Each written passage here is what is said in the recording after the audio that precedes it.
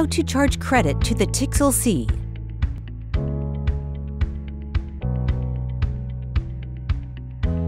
This video demonstrates pulse charging to your device. The credit counter's icon color indicates the range of remaining pulses in the device.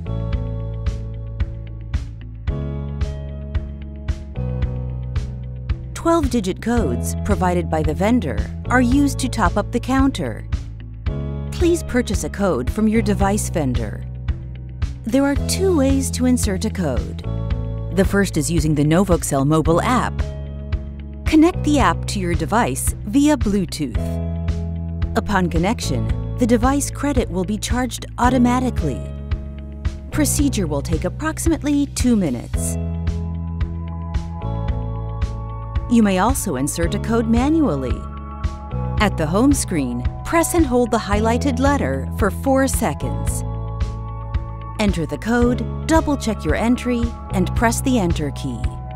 If the code is valid, an OK message will appear, and credit will be updated. If the code is not valid or the entry was erroneous, an error message will appear. After 5 failed attempts, the code screen will be locked for 12 hours. Once you have charged the device with credit, it will be ready to perform treatment.